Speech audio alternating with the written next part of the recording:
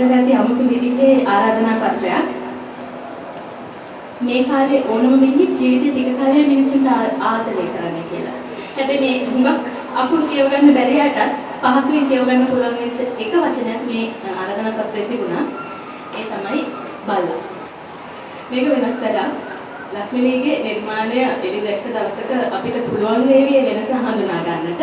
ඊට පස්සේ අපි කාලයක දැක්ක රස්තියාදුකාරයා නමින් ටෙලි නාට්‍යයක් කරනවා. ඔහු ස්වර්ණවාහිනියේ විකාශය වෙනවා සහ අය සම්මානයට නිර්දේශ වෙනවා.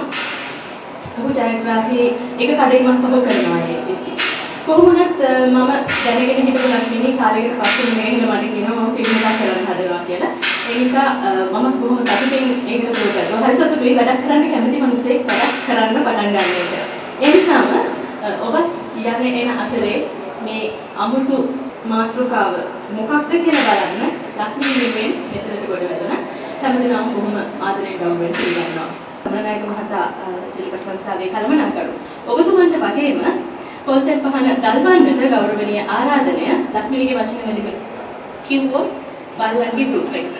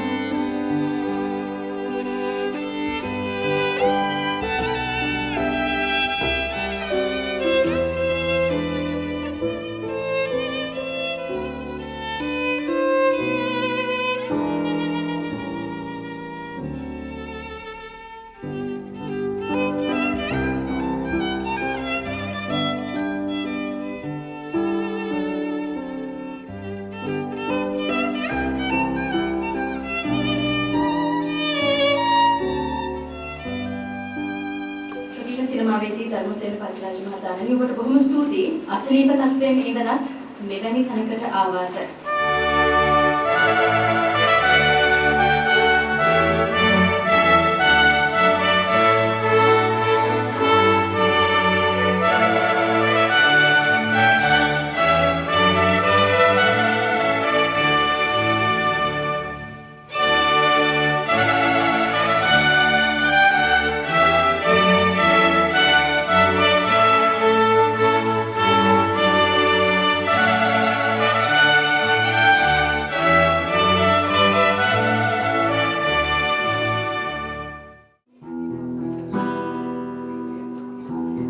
एक सीनयम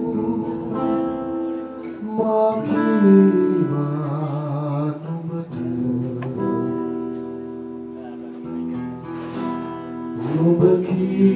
नुबकीवा